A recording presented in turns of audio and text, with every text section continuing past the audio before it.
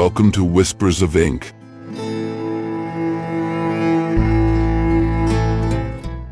I'm Machado de Assis, and now I will read one of my stories. Let's start with the book The Last Day of a Poet, which is part of my novels collection.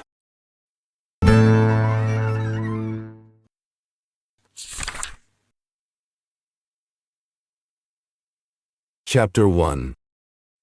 The sun streams through the slits in the shutters, bright and warm, just after 9 in the morning. It feels like an invitation to rise from bed, almost as if it wants me to feel alive again. Alive! That's the word. To live again, even though I know I'm only hours or maybe days away from the grave. Isn't this a cruel joke from death? Does it want me to fully understand what I'm leaving behind? Is it making me touch, one last time, the treasures of happiness that still remain on this earth? Truth is, I would have felt more at peace if nature had shown me her darkest face in these final days. Then, as I left this world, I could believe I was escaping a nightmare, a pain, and flying into the pure, unmatched air of a better life. But numero. Let me open the window. Oh, what a beautiful day it is. The sky is blue, the sun is glowing, and the leaves dance with joy in the soft, peaceful breeze. These climbing vines fill my room with their sweet scent. There, I see the calm, clear pond where I used to bathe as a boy. It's the same one. The stone walls look older now, more respected by time. But everything else, the myrtle bush around it, the roses blooming wild without care, reminds me of my childhood. Farther away stands the big mango tree where I used to spend my afternoons. I remember hugging the wooden swing, pushed by my brothers while everyone shouted and laughed. The green leaves, the water, the tree, the flowers, they all bring back the joy of a time when I had no worries, no regrets, when all I cared about was being happy and loving my family. Where did that time go? It passed like the leaves on these bushes. But while the bushes lost some, they grew new ones. And in this blessed climate, there was no gap between the falling of the old leaves and the opening of the new. I feel weak. I need to sit down. This high-backed chair, upholstered in leather, an old-fashioned design, belonged to my late grandfather. What a fortunate man he was, able to live to such a ripe old age, and only die when the world had finally grown heavy on him. He enjoyed every glory life had to offer, fully and freely, with the courage of a spirit that never cowered and a heart that never felt the sting of disappointment. That bravery was his strength. That certainty carried him through the years. And he left behind nothing of what he brought with him, though, truth be told, he carried very little to begin with. I have a mirror in front of me. I can see half my body reflected in it. I feel like getting up to check the rest. What kind of face will I see today? Will it be the same pale, lifeless one from yesterday? Or perhaps the livelier version from 3 days ago? Does it even matter? One way or another. What difference does it make? I feel the sharp, tearing, deadly pain of death inside me. What good are facial expressions? To the dying, they're just signs of hope or fear. To science, they're symptoms or evidence. Nothing more. Now I sit here, alone with my thoughts. The silence is heavy. Outside, birds sing, and the sun shines as if nothing were happening. As if the world weren't slowly losing another soul. It's almost cruel, this joy all around me. Nature seems cheerful, almost eager, as if it were preparing for a celebration. But What is happening here is not a festival, it's a farewell. And not just any farewell, but the slow fading of someone who once believed in dreams. Nature, I whisper, my voice barely audible. Why do you smile while I suffer? Why do you dress in beauty while I fall apart? Did you create us just to destroy us? Did you give us hope only to take it away? I pause, breathing heavily. Did I deserve this? Did I ask for more than others? Or was I simply the one who believed too much? Who hoped too hard? Who else gave you more reason to laugh at them than I did? Who else smiled at the idea of disappointment more than me? I look at my hands. They tremble. You have every right to wear your finest clothes today. Not for the death of my soul that died long ago, but for the end of this body. A body that now fades away like an insect crushed under the careless heel of a distracted lady. I lean back in the chair. My grandfather's chair. It feels colder than it should. I close my eyes. Grandfather, I say softly, if you can hear me, tell me, was it worth it? To live so long, to feel so much, only to leave it all behind. There's no answer. Only the sound of the wind through the window. I open my eyes again. The mirror still shows my tired face. I don't bother to look closer. What's the point? The truth is already here, inside me. And no reflection can make it clearer than that. I hear footsteps. The door creaks open. It's my mother. Ah, my son. How are you feeling? Not sure. Maybe a bit better. Let me kiss you. You really do look better. Look at yourself in the mirror. The mirror agrees with her. I do look better. My face has changed. I feel like I'm being born again. Most of all, her visit gives me strength. If only I were to die far from her. Everything changes. Everything rots. Everything loses its true form. But the love of those who gave us life that never fades. It's the highest form of love. The love that watches over the cradle, guards childhood, supports youth, and comforts us in heartbreaks like mine, as I now leave this world. Everything brightened when she walked in.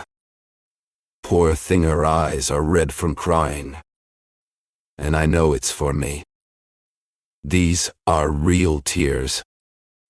The kind that flow when the heart is full beyond measure. Only hearts like hers can hold so much. How she looks at me, as if trying to read in my face the hour of our final goodbye. No, let's not give in to sadness. Even in our parting, we must give all our feelings, open our souls completely. My son, she says, don't you want to go out for a walk today? No, Mother. I'd rather stay in my room all day.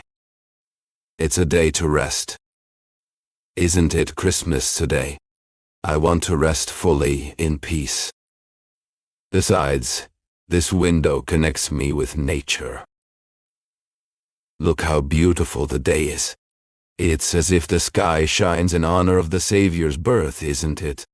And the one long awaited by all nations will come. That's from the prophet. She sits down and asks me to sit beside her. My son, she says softly, will you be strong? Will you stop letting sadness help this illness destroy you? How do I help the illness, Mother? Am I not cheerful? Look, I already greeted the sun today. That's a good sign. The sun is like God's deep gaze. It alone gives me life. I will not die today, of course. I will die on the day when a cloud covers the sun. Then the shadows will take me to the shadows. Believe me. Oh, don't speak of dying. Is it wrong? It is sad, my son. It is not.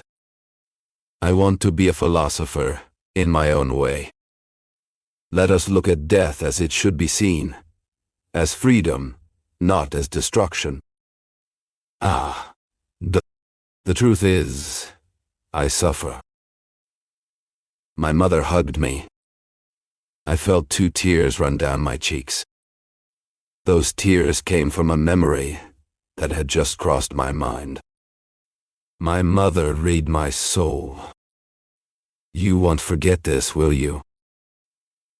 My answer was silent. I stood up, walked to a table and kissed a bouquet of dried flowers, her bouquet. The cursed bouquet, the bouquet that destroyed me. That is where my death lies, not in this illness. I feel it deeply. After a few moments of silence, my mother stood up and came to me. My son, she said, let me remove these flowers for a while. When you are better, I will give them back to you. But now, what good are they to you? No, I said, the flowers stay. They hurt no one. They hurt you. Me? Poor flowers. My mother insists, but I refuse. The flowers remain in my room. The noon. I have just read 2 pages from the Psalms of David. The poet king has comforted my soul. These are the kinds of comfort I need, the kind that prepares the spirit for eternity. This morning, I blame nature for appearing so cheerful and bright, perhaps to witness my last day. How heavy my heart was. Pain drives me mad, and I don't know what I think or say.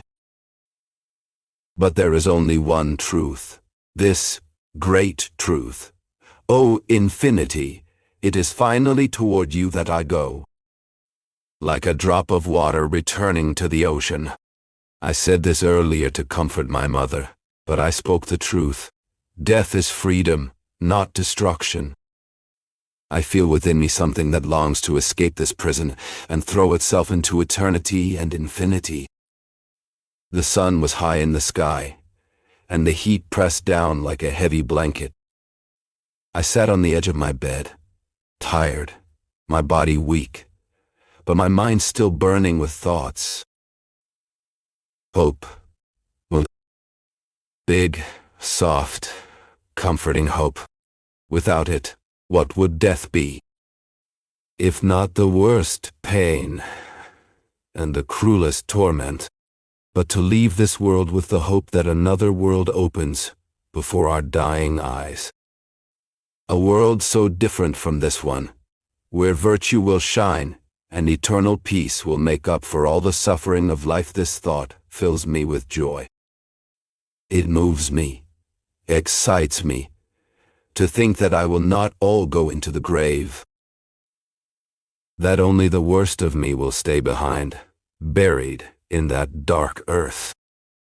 My spirit, the light of this lamp whose oil runs low far too soon, will rise again to the great source of light.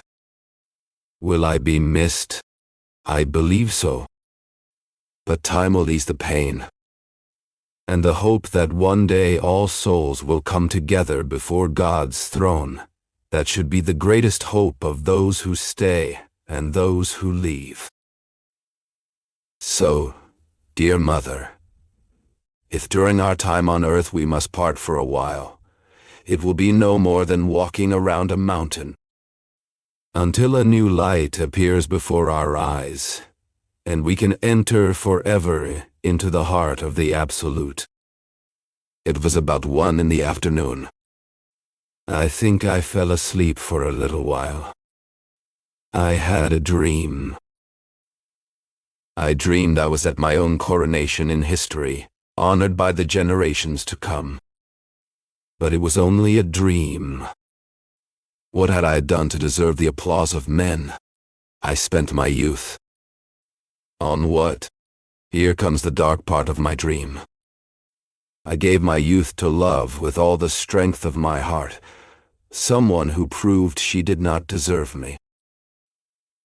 I try in vain to chase this memory from my mind.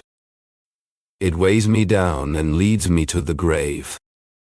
Poor flowers, those feelings, but I remember the happy side of my youth.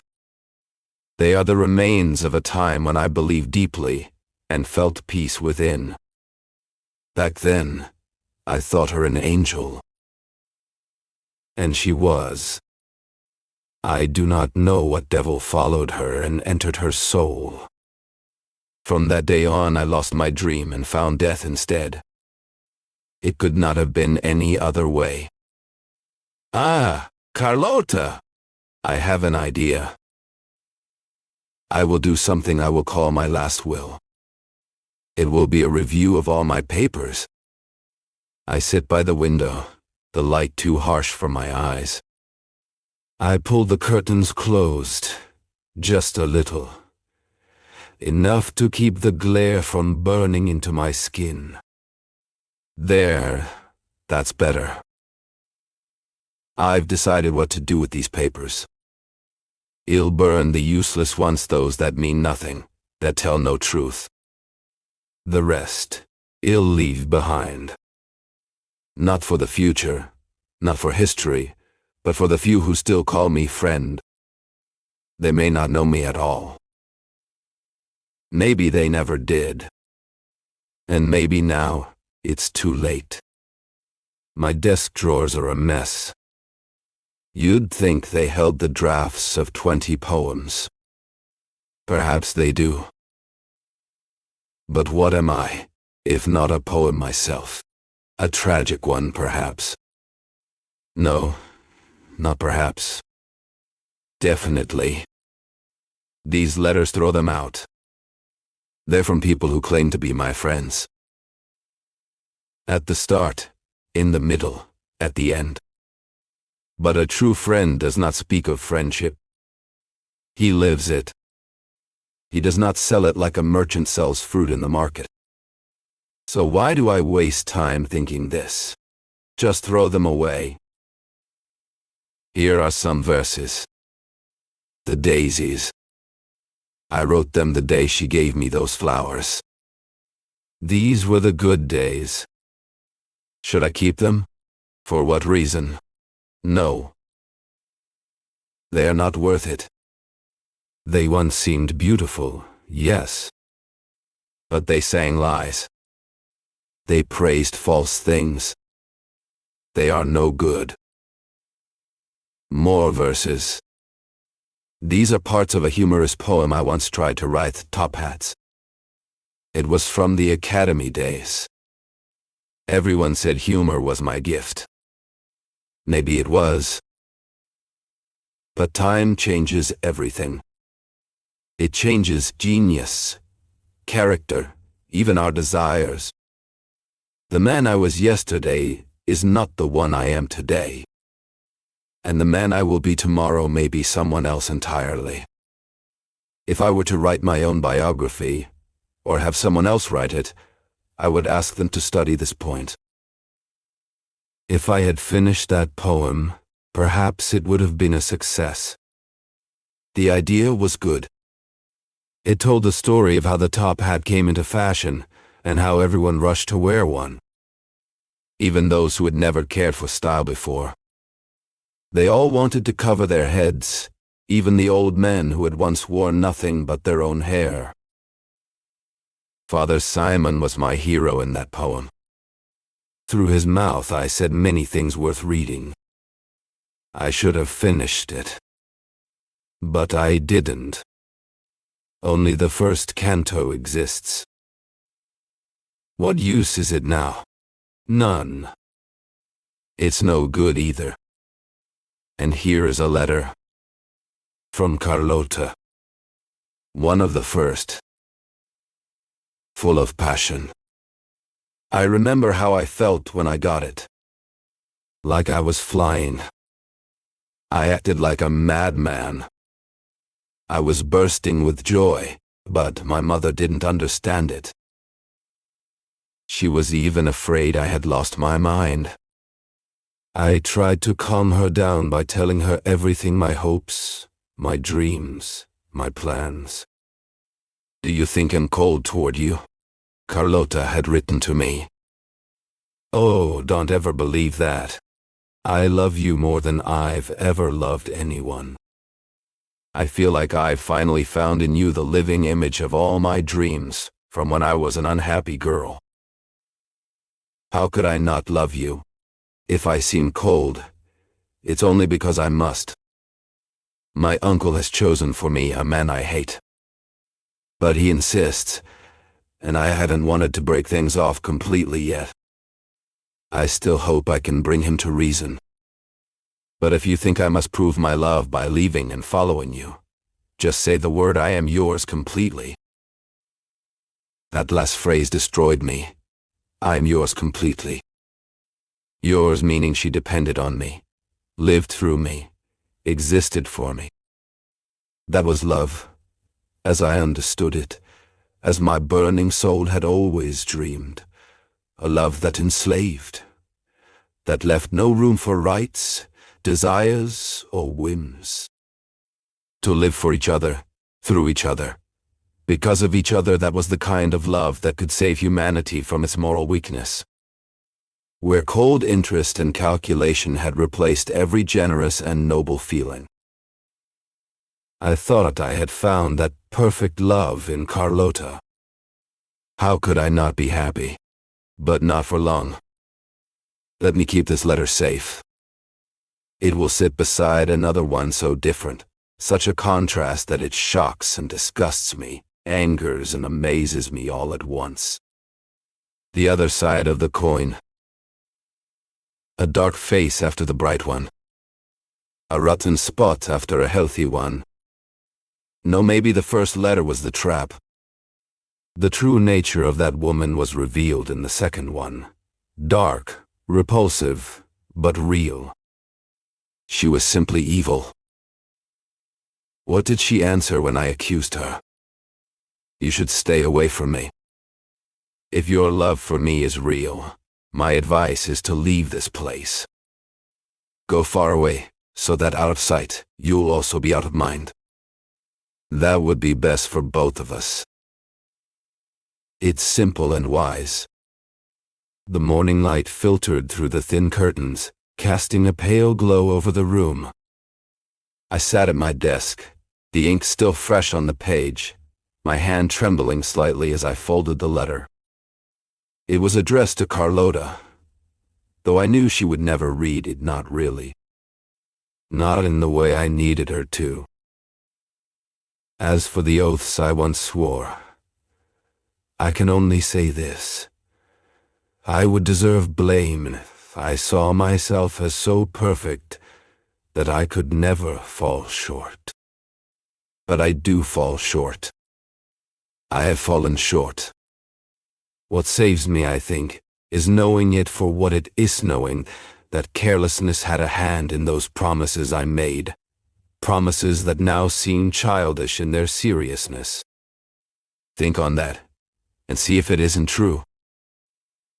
Take comfort, be strong, that's all I ask of you. The letter went on like that, full of bitterness and cruelty.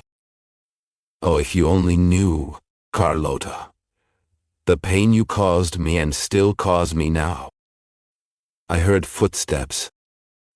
The doctor's. I quickly closed the drawer and turned as he entered. "Good morning, doctor," I said. "Hello, my patient," he replied with a tired smile. "How do you find me today?" "From your looks, better." "How did you sleep last night?" So. "Why aren't you in bed?" "I can't. And I don't want to. It would be rude to receive my most important visitor lying in bed." My most important visitor. Death. Oh, come now.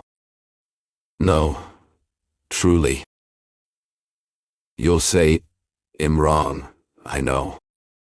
Everyone says that to sick men. It seems to cheer them up.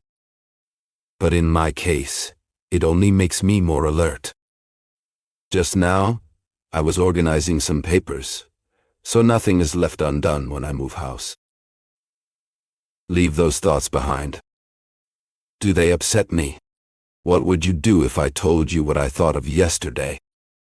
What was it? I thought I'd have my coffin made, and measured myself. I'd even like to see it. Will you do me a favor? What, doctor? Don't talk like this. It's easy for you to say. No, listen. Talking this way doesn't just slow your recovery, it also upsets your mother. Even if you never say it to her face, she feels it. Mothers are like that. They're always listening at the door, hoping to catch a word, to know how their child truly is. They want to hear us speak freely when they're not there. Earlier, I thought my mother might be standing outside my door. So I got up and checked. She wasn't there. The doctor waited, smiling gently as I spoke. No, he said, but she could have been. I sat down again next to the doctor. Listen carefully, he went on. This constant worry that you're going to die, these troubles you carry, and your current strength, they don't match. All of this is making you worse. Don't you see how anxious you are? It's just the emotion. You were already like that when I came in. Well then, stop thinking about such dark things. And above all, don't think about anything at all. Come on, did you take your medicine? I did. And how do you feel? Yesterday I didn't feel any better at all. But now, I feel a little better, even with the anxiety. That anxiety is your fault. I bet you were writing poetry again. No, I wasn't. And you shouldn't be. It would be something, wouldn't it, if you wrote a poem about death and all you're leaving behind, and then in 3 months you were perfectly fine, as healthy as a dog. I answered with a smile. Go lie down for a bit. Why? Because my visit today is longer than usual, and I don't want you to get tired. Go lie down, get comfortable, and tell me a story. As you wish. What kind of story do you want? A story about children. The 3 citrons, the handsome prince. I thought for a moment and replied, I'll tell you a story, one that's interesting, if a little old, but also full of lessons. Once, I knew a young man, a poet like me, and like me, full of faith, maybe even more than I could handle, in the best illusions this life has to offer. He wasn't rich, and had to make his own way. Still, he found a way to prepare for a literary career. He went to study. Alongside his dreams, he had a lot of common sense, and because of that, he got through the first years of his studies without falling into the traps of love. He had a few passing thoughts, but they were simple ones, the kind that started and ended the same night. But fate had something else in store for him. Doctor, are you opening your mouth again? Is this story putting you to sleep? No, go ahead. Fate had prepared a deep blow for him, as if to punish him for being so smart and avoiding all the temptations he came across. After many events that don't matter here, he found himself face to face with a woman. I want you to imagine, sir, that this woman was beautiful. Picture her now, caught in a situation straight out of a novel. She had just lost the husband her parents had forced her to marry when she was only 16. At 22, she found herself a widow. Though her heart had never truly belonged to him, his death stirred a quiet sadness in her, and even drew a few tears, a sign of her deep honesty and innocence.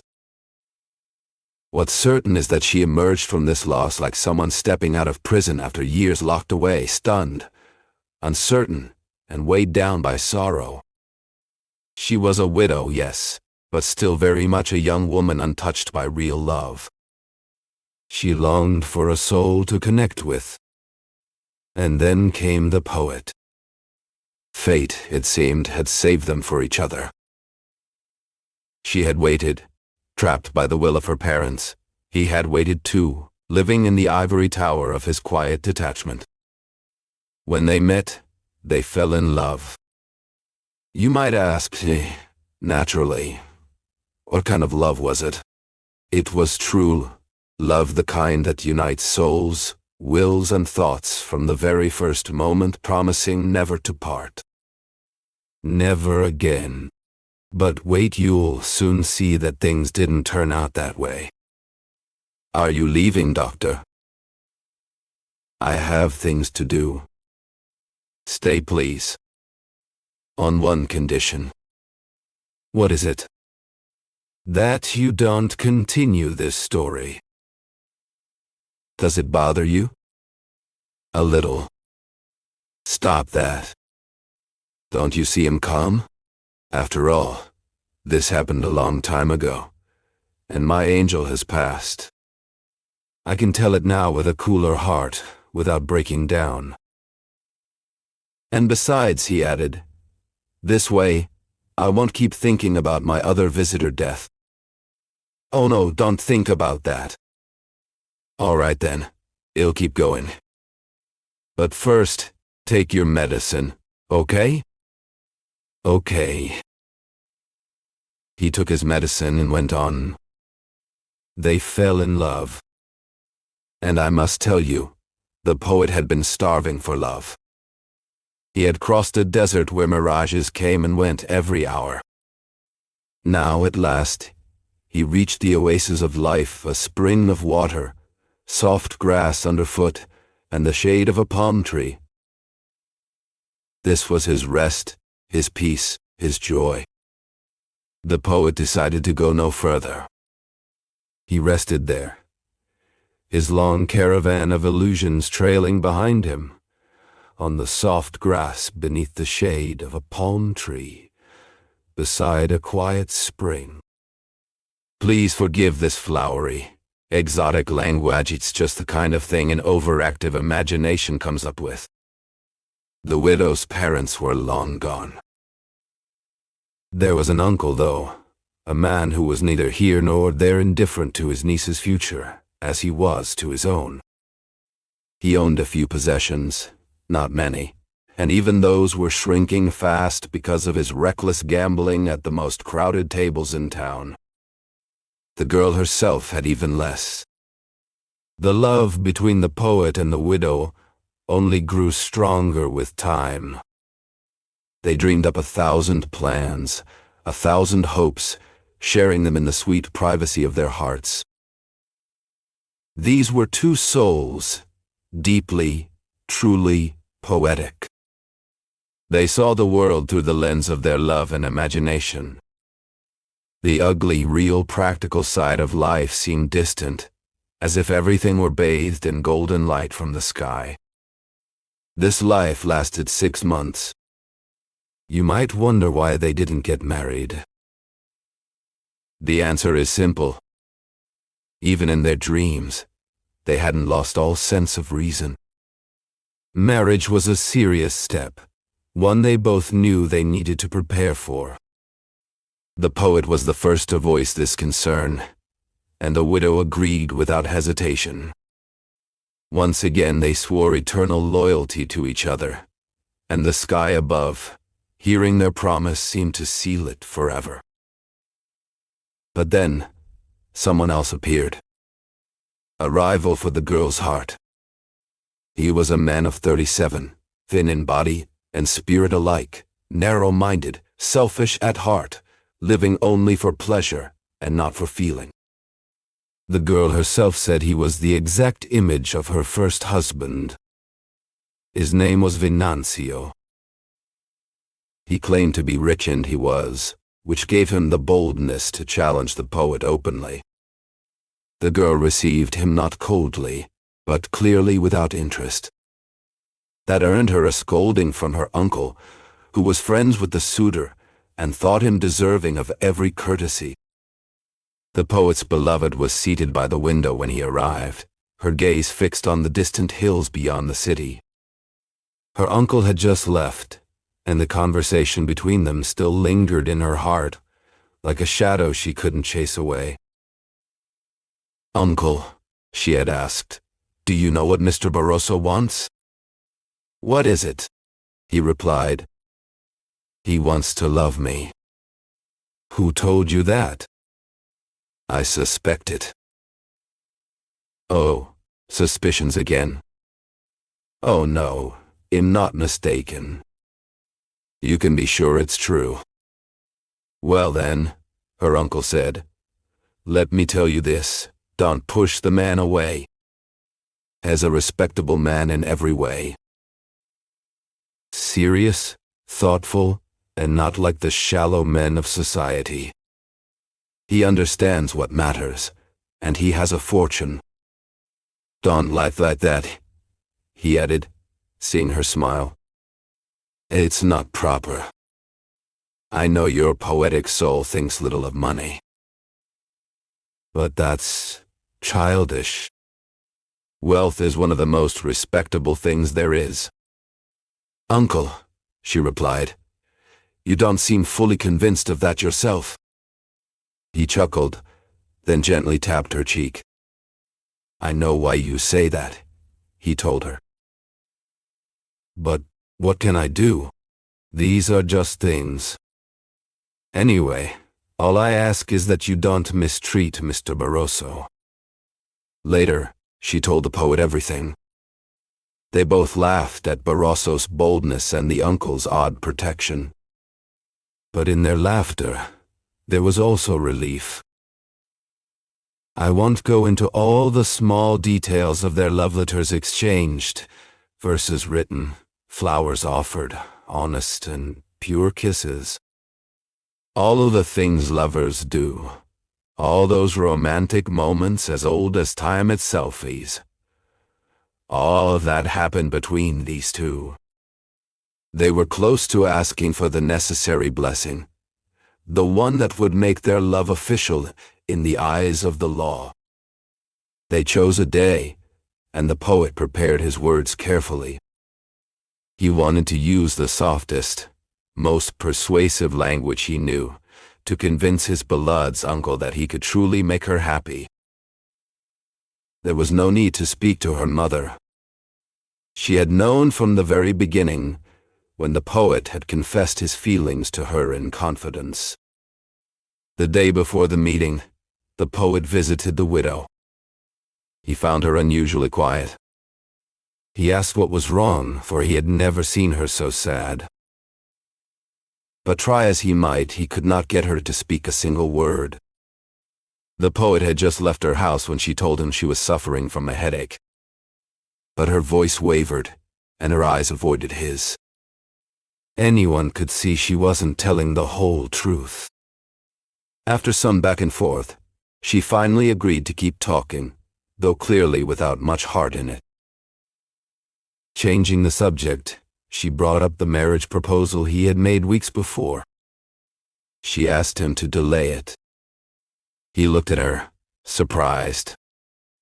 "Delay it? Why?" he asked. She hesitated, then said she would explain later. It was no surprise that a small argument followed. But it wasn't a real fight.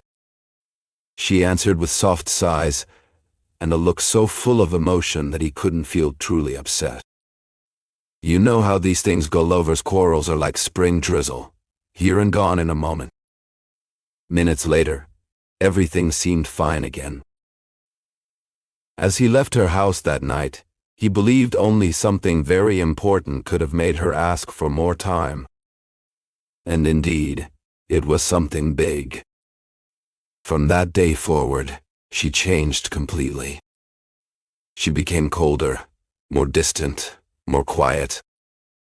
One moment he thought all was lost, the next he dared to hope again. It was a cruel dance of feelings. What had happened? He tried to find a reason, any reason. He thought of everything. Had he said something wrong? Had someone spoken against him? He could not understand. At last one evening they met at a mutual friend's house. Alone for the first time in days, he took the chance to speak. "I need to know what's wrong," he said. "Tell me the truth." She looked away. Her answers were unclear, as if she spoke in riddles. He felt his heart sink. "Why won't you be honest with me, Carlota?" "Do you want honesty?" she said, her voice low. "Yes, please. Don't laugh at me. You don't know how much I suffer like this, not knowing what's going on inside your heart. Be honest." "I can take it. I don't know what to say." "Say anything. Even if it's not the truth. Just say something." These half-answers, these silences, they hurt more than words ever could. "Don't you love me anymore?" "I do love you." "Then what is it?" Before she could answer, someone called her name. The moment was broken. That night, they never found another chance to talk alone. The poet left in despair. He felt there was a secret hidden deep within the girl's sadness. Suspicion hovered over him like a shadow, planting in his mind 1,000 dark thoughts. Seek one, a demon that turned that night into a living hell. The poet didn't sleep. After trying in vain to calm himself, he got up and did what he always did in times of pain. He wrote poetry. Sad verses flowed from his pen like tears of sorrow and longing. After an hour of writing, he had poured part of his soul onto the page. He felt a little calmer, though no less sad. For 2 days he stayed locked in his home, speaking to no one. Every hour he waited for a letter from Carlota. None came. On the 3rd day, desperate from the widow's silence, he decided to go to her no matter what happened and ask her uncle for her hand. He was already on his way when it occurred to him that without fully understanding the reason for her sadness, he might not only face disappointment but also humiliation. He turned back and wrote a letter to Carlota, asking for an explanation. The reply arrived. It was a rejection. Carlota said she could not love him, and that he should forget her. To describe the poet's pain would be to tell you things you already know too well. He suffered. I suffer. He fell ill with a violent fever.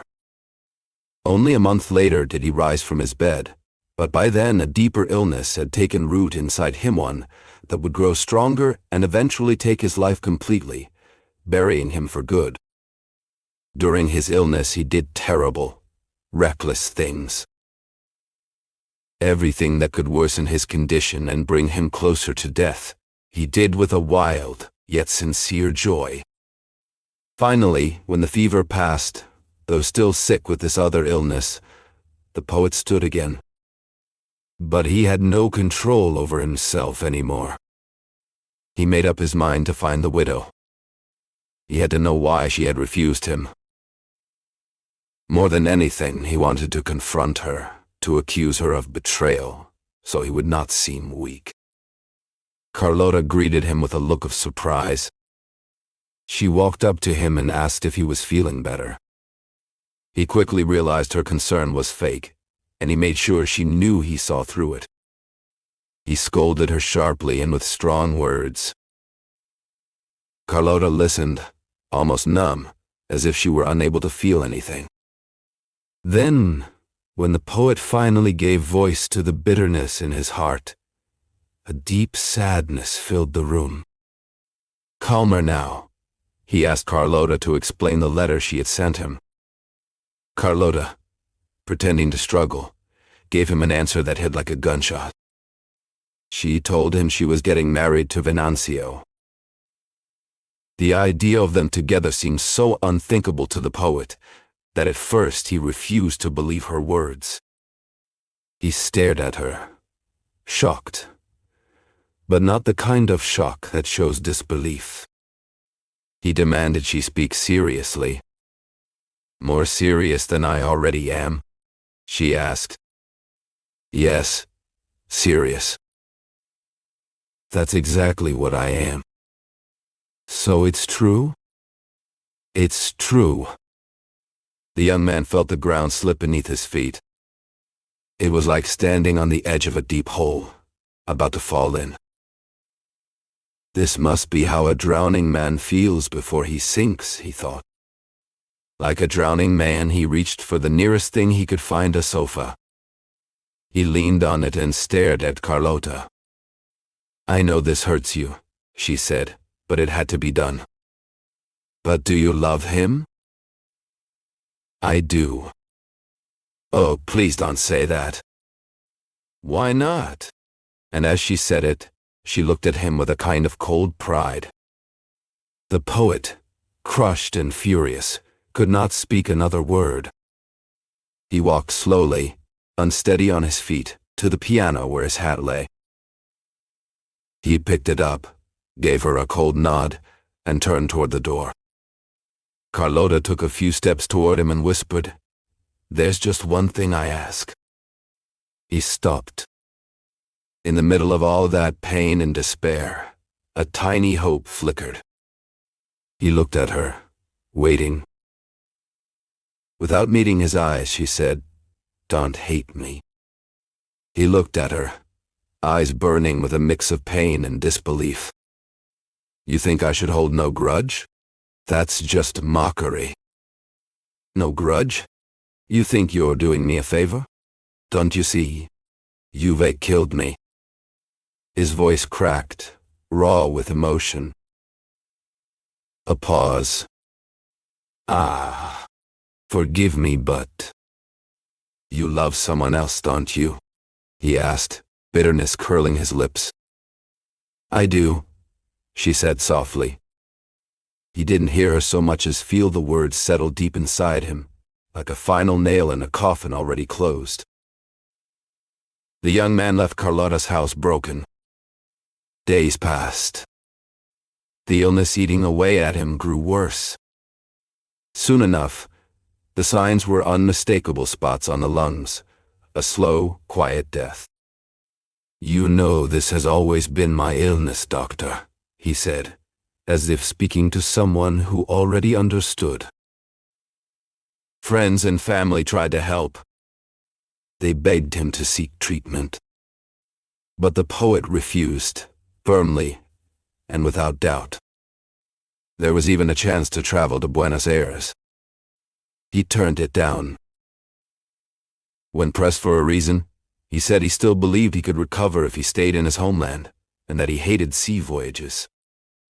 Would he rather die? The doctor might ask. Yes. And still yes.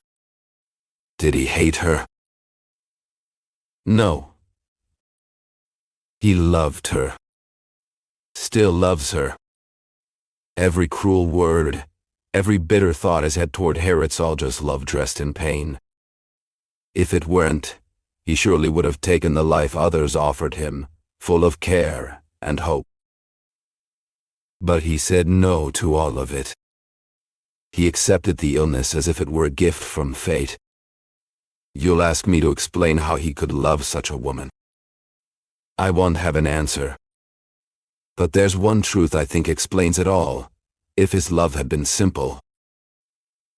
Shallow, just another ego-driven crush, he believed Carlotta's betrayal would have bruised his pride, but left his heart untouched.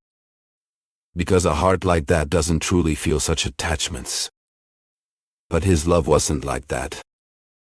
It was real. It was the one and only love of his life. And betrayal like hers could only destroy him completely. Which it did. I'm no philosopher, doctor. But that's how it seems to me. In the early days of his illness, the poet still searched for every chance to see Carlotta. They barely managed to stop him from going to the widow's wedding. That day, he was like a man who had nothing left to lose and everything already lost. He wanted, by all means, to go and watch the wedding, to stand there and haunt the newlyweds with his presence. But where could he find her? The young man searched everywhere, and in the few places she appeared, he stared at her with eyes full of pain and despair. Then he would return home even sicker, even more in love. There was a moment when he could have spoken to her, but he didn't. He believed just seeing her was enough. Talking to her felt wrong, almost like a betrayal to his own suffering. His illness worsened until it became dangerous. Medicine could do nothing against the hidden poison inside him. And so, on the day the church celebrates the birth of the Savior, just hours before he died, the young man told this story to the wise doctor who had been treating him. Kendin, what do you think of this story? I think I barely heard it. I knew something already, but not everything.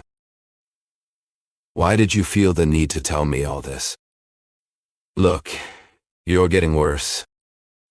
Your cough is stronger now. You're paler, weaker. It was reckless. No, it wasn't. I just wanted you, doctor, to hear one more of those stories that are so common, and yet so deadly. Tell me then, what if everything you just heard had a simple, honest explanation? What if Carlotta wasn't a monster, but an angel? Would you still be dying? An angel of evil. Just an angel. I don't know. You would live. If there's anything at all that can help you, since neither science nor the advice of friends can lift you from this sadness, then believe me, I will do everything I can to give you this final cure. Let's hope so. I promise you. But, once more, I beg you stop losing yourself in these painful memories. Be strong. And above all, be a son. My mother. Be a son. Remember, she won't survive this. I hear footsteps, doctor. It's her. Oh, my mother. She's even paler than I am. The doctor looks at me, questioning with his eyes, and I lower mine. What could be going on between us? Where are you going, doctor? I ask. I'm stepping out. See you soon. Will you come back? I will. But wait, take this medicine now.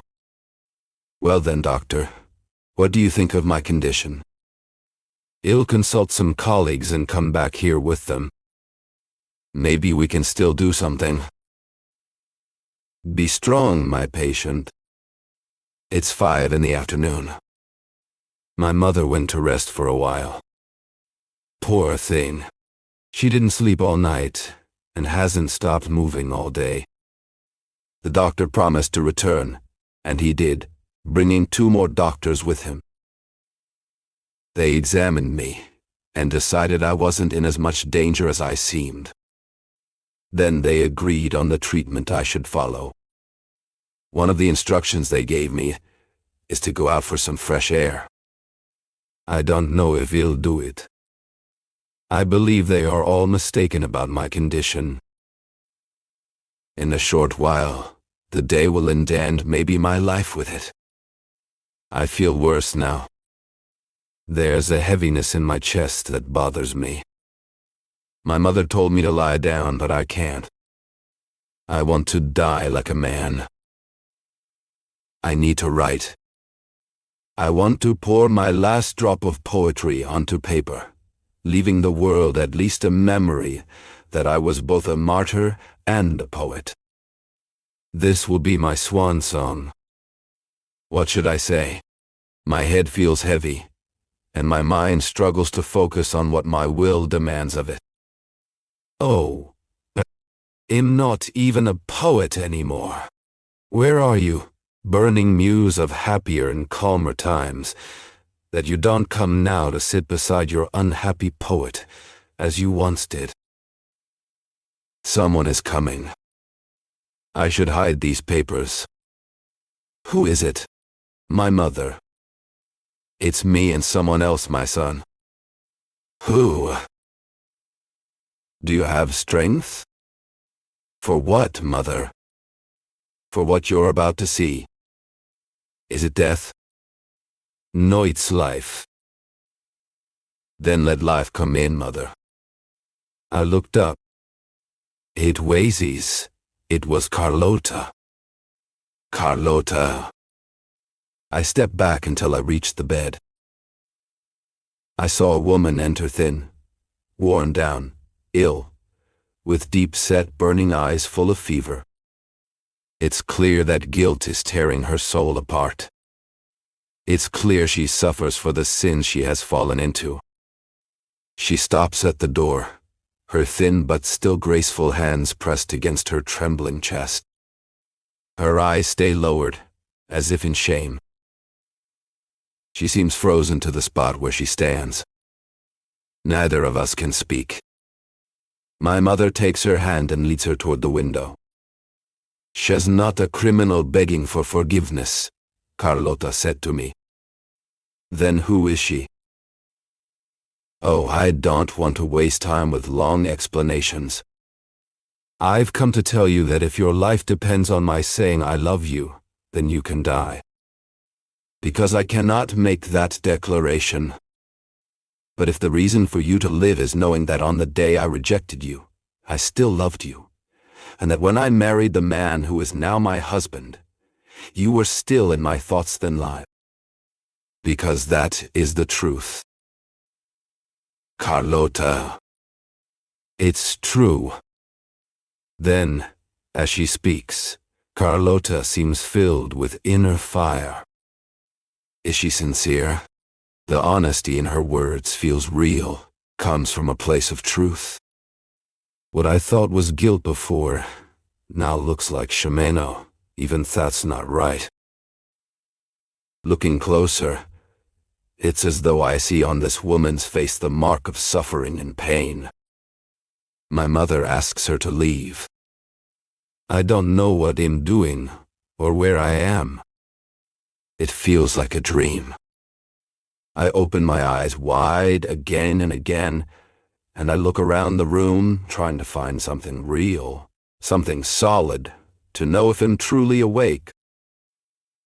To see her again, to see her here, beside me, honest and free of the crime I once blamed her for. Oh, my God, this is almost happiness.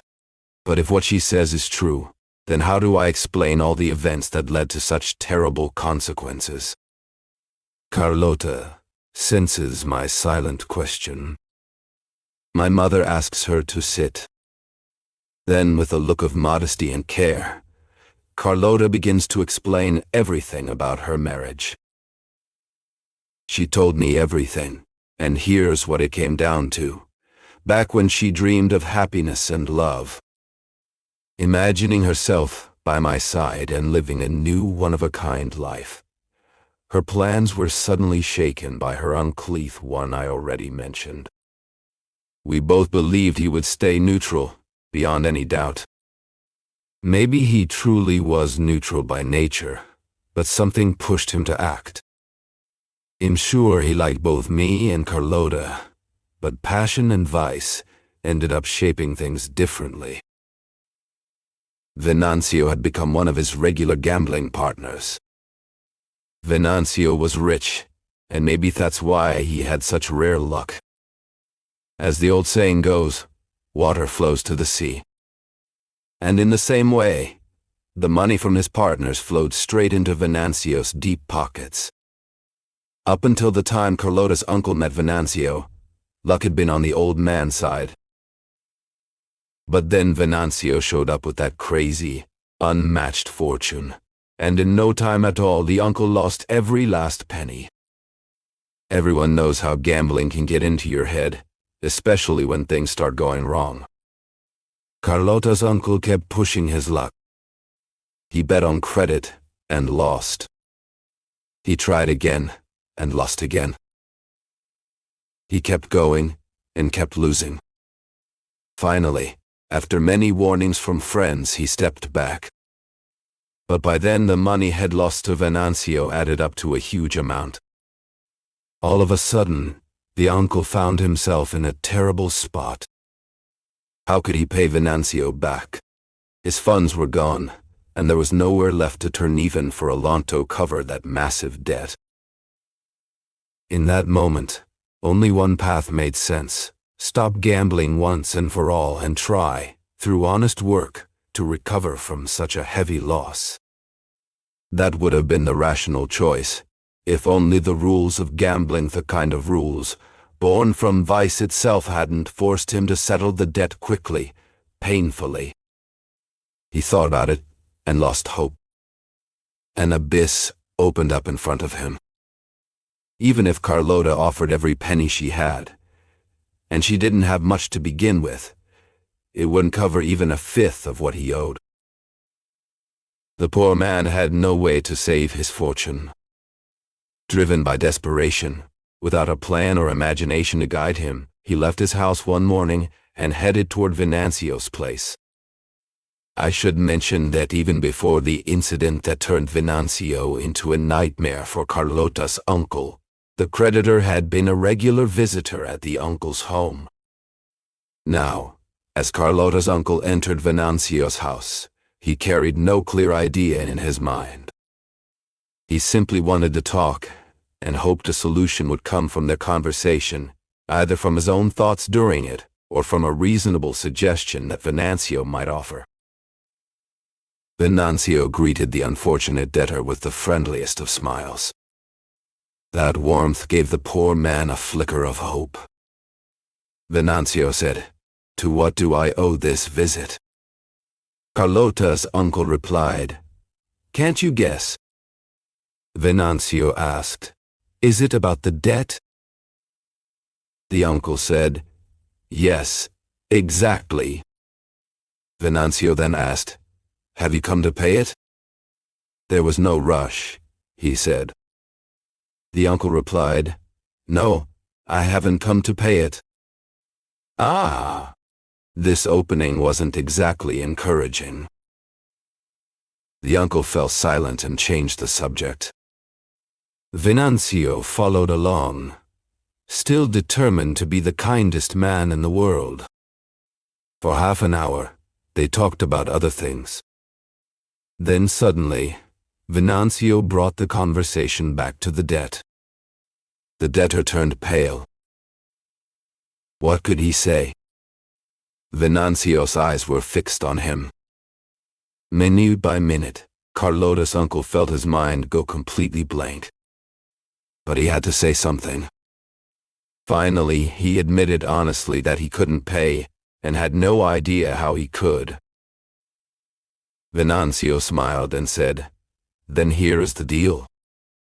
3 days ago, luck turned her back on me. And as a true gambler, you know how fickle she can be.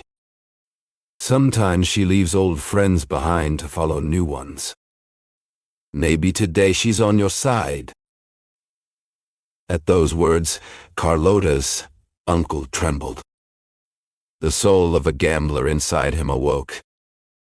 He felt himself pulled toward the gaming table. To win back in 2 minutes everything he had lost, to be instantly free of his debt, and the heavy burden on his mind, this was, for the poor man, the greatest happiness he could imagine. Venancio didn't hesitate for long than lay long enough to show his surprise at the offer. He stood up, reached out his hands toward Venancio, and joyfully declared that he accepted. Everything was set for the fateful game.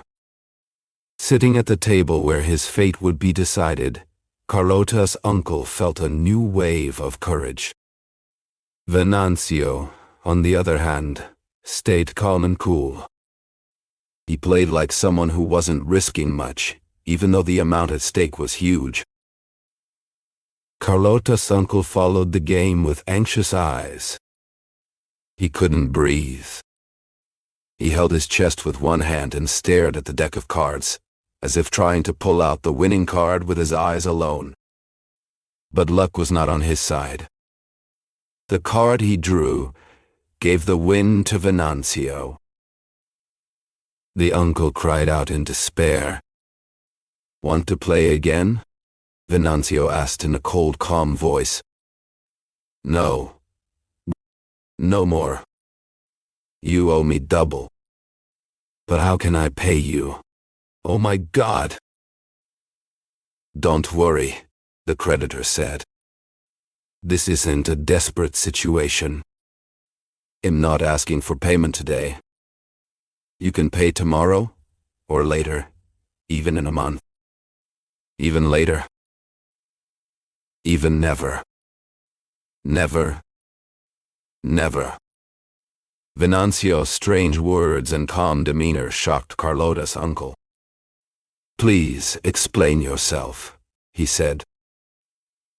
"It's simple," Venancio replied. "You must believe that, even if I seem strict, I wouldn't put a family member in serious trouble. I might do that to a stranger, yes, but not to an uncle. After all, nothing stops me from being your nephew."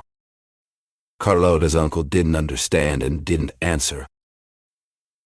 "You didn't understand?" Venancio asked.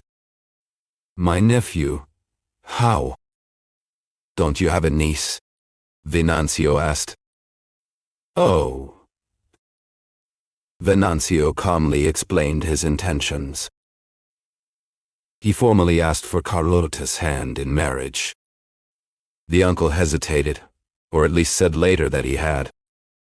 But this marriage was his only hope. Besides, Venancio had taken the time to convince him that the widow wasn't indifferent to him.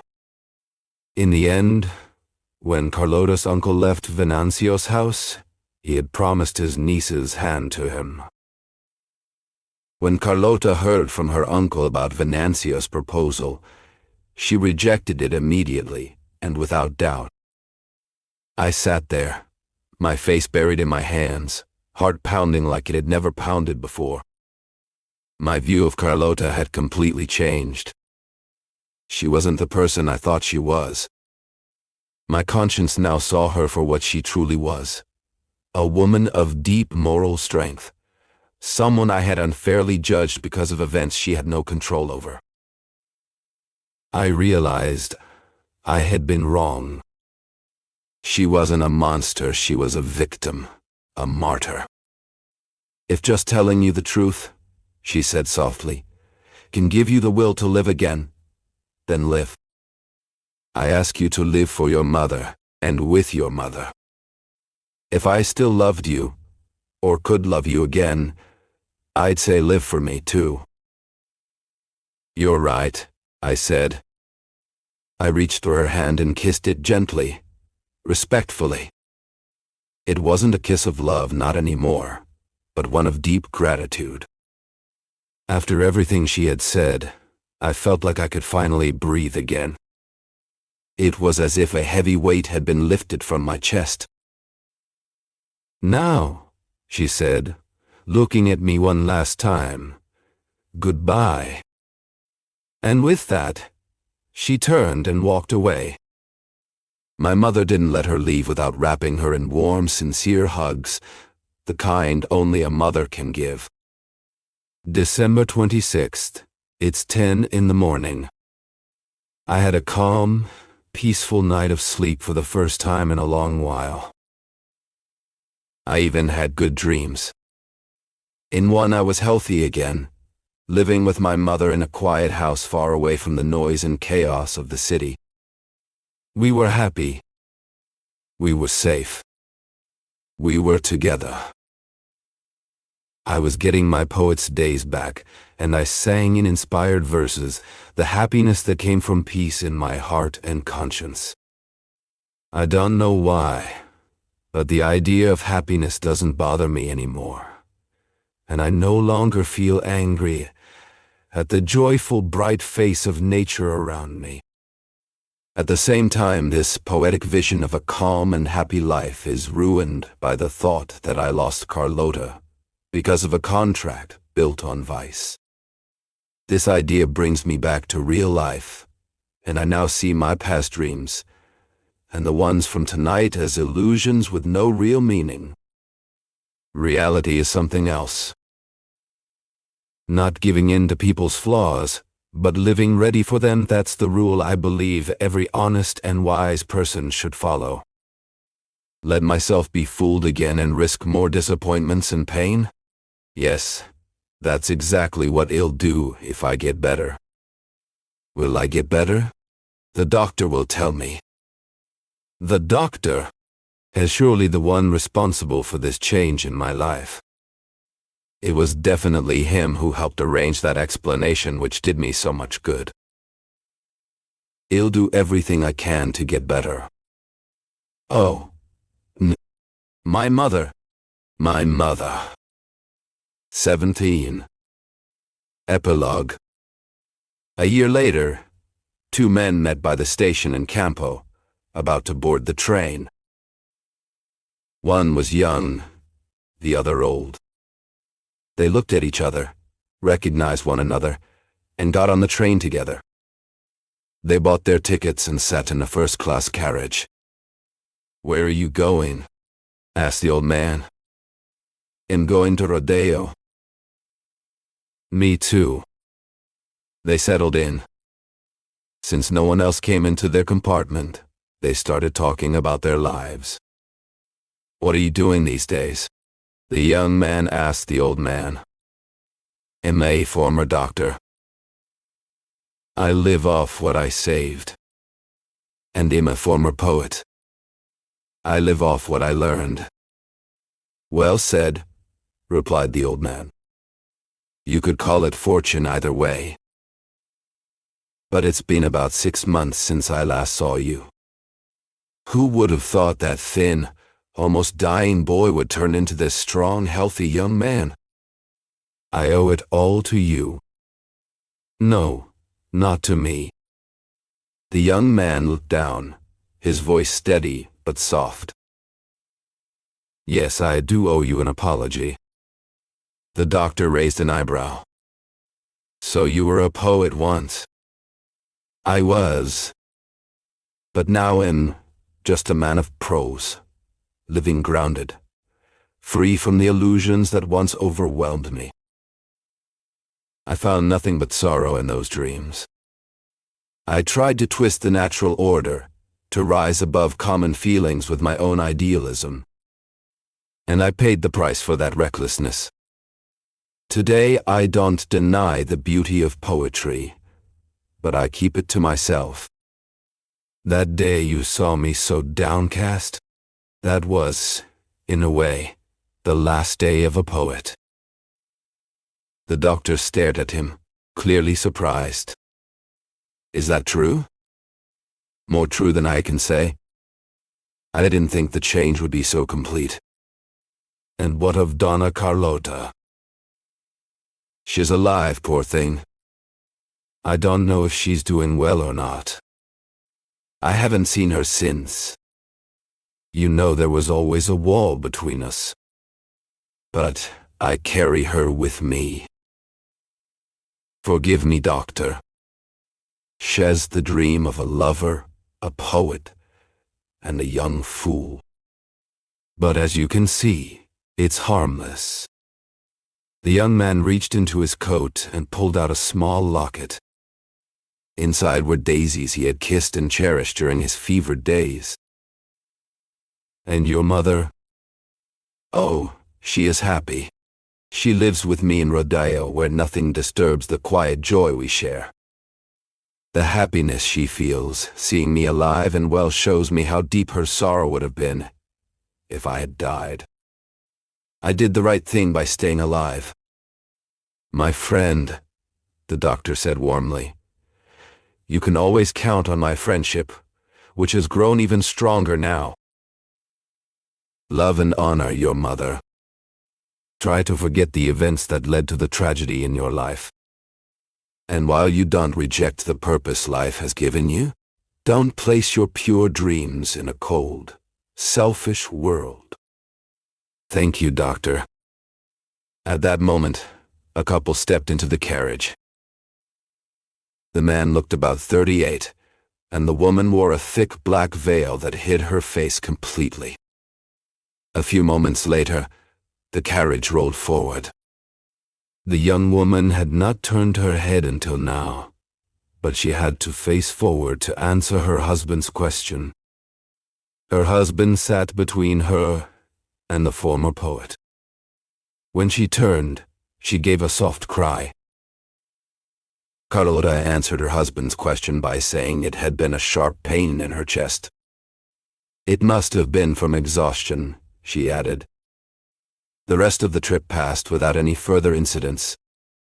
Carlota and her husband chatted quietly together, while the former poet and the former doctor did the same. When they reached the final stop, everyone said their goodbyes. The doctor promised to come over for dinner at the young man's house. They would meet a few more times after that, but the meeting on the train would be the very last time the young man saw Carlota.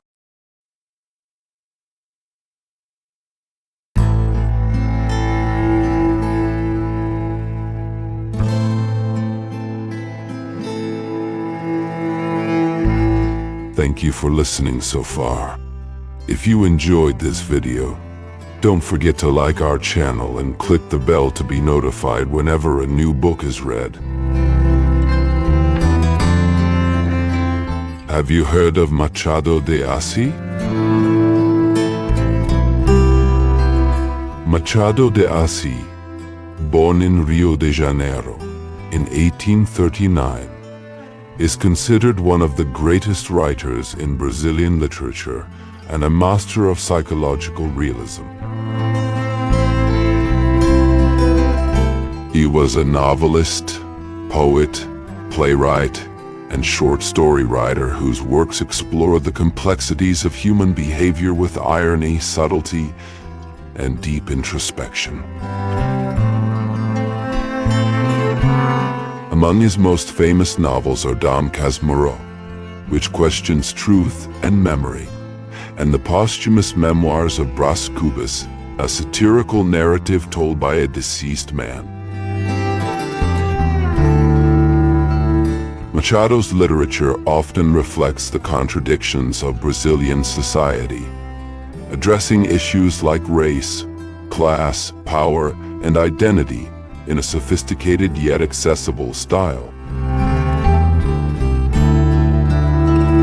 Despite being born into poverty and facing racial prejudice, Machado de Assis rose to become the president of the Brazilian Academy of Letters and a symbol of literary excellence. His sharp wit and profound observations about society and the human soul make his works timeless and universally relevant. Today, he is recognized not only as a Brazilian icon, but also as a world-class author whose legacy continues to influence generations of writers and thinkers. Machado de Assis shows us that literature can be both elegant and critical, intimate and universal, humorous and profound. His stories remain as powerful and thought-provoking today as they were more than a century ago.